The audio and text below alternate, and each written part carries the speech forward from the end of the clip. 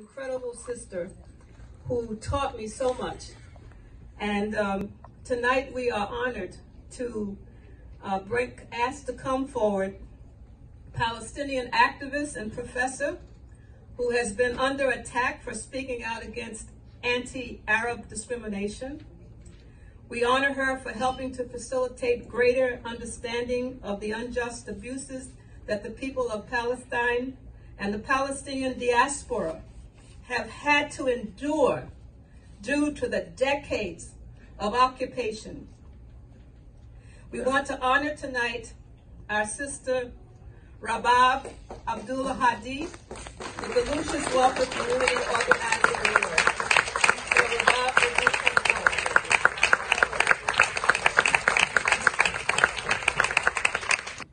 This mic or this?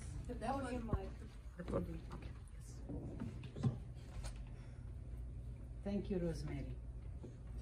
I begin by honoring the indigenous people on whose stolen land we meet here today.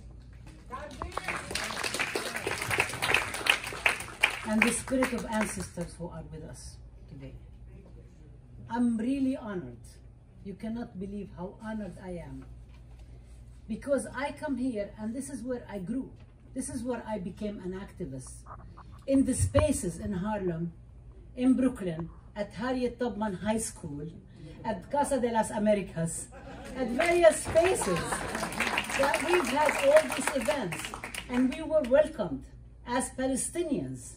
We were not turned away. These are the spaces that welcomed us, that had us speak and discuss, where people came from all sorts of parts of the world were struggling. I came to New York at the end of 1982, and it was right after the Israeli invasion of Lebanon.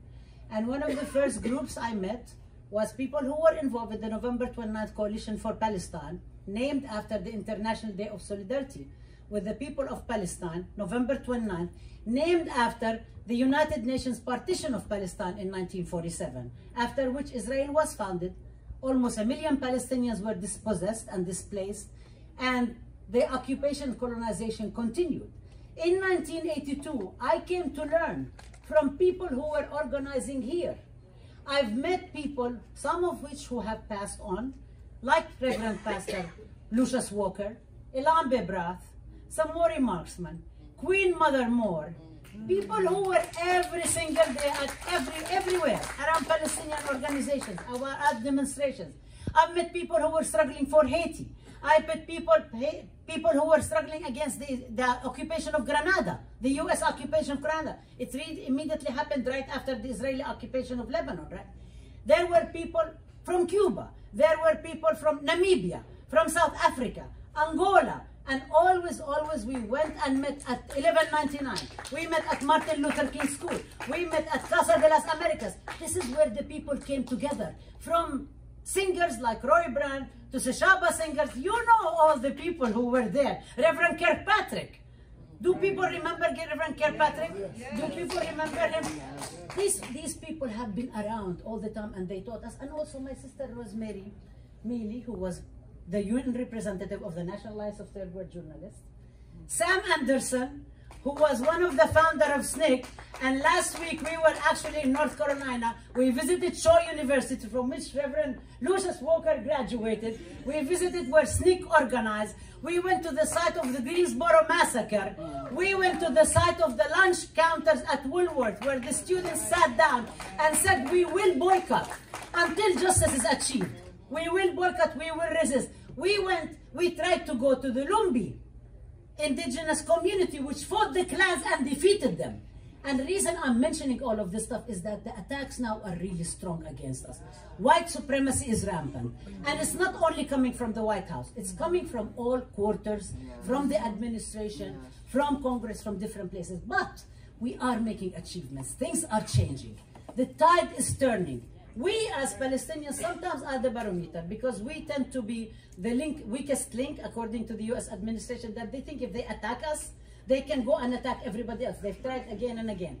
But we are united with all huge movement of people on the grassroots that's making things change, including even the halls of Congress. And I'm not talking about I'm not talking about the people who are actually telling us right and left. I'm talking about people like the Squad.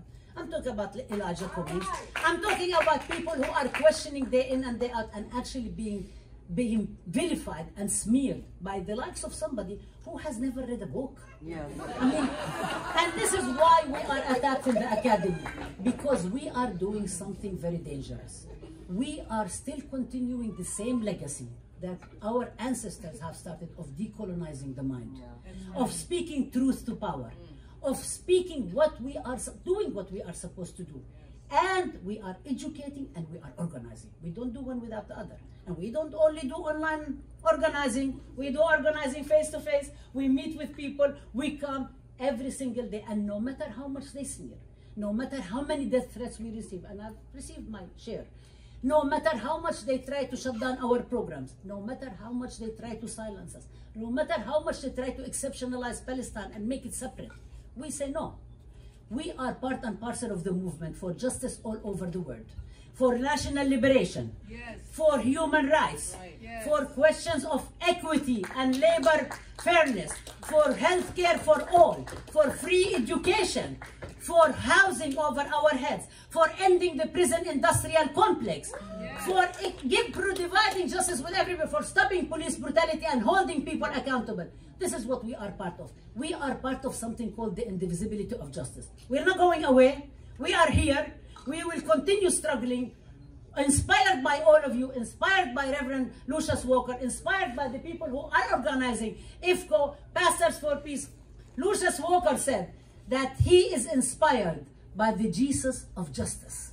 And that is really important. And I'm saying this because we just came back from North Carolina, where the Department of Education, headed by Betty DeVos and a racist Zionist man called Kenneth Marcus, are trying to shut down the Middle East Consortium and saying that the syllabus, the curriculum, is not doing enough for Christianity and Judaism, forgetting what Christianity actually and Jesus Christ was all about, justice and fairness for all. They are forgetting about that, and they're misusing the anti-Semitism. They are misusing Judaism in order to deliver things that are vile, that are vilifying, to stop the education for all. Two more things I want. One is that we need to remember that anti-Semitism did not really start in the 18th century. It started before 1492, when a certain empire tried to build its coffers by actually vilifying Muslims and Jews, forcing them to convert, misusing what Christianity was all about, in order to send a man on an adventure who got lost, by the way. That's why it's called West Indies, actually, because he got lost. He was trying to compete with the British Empire.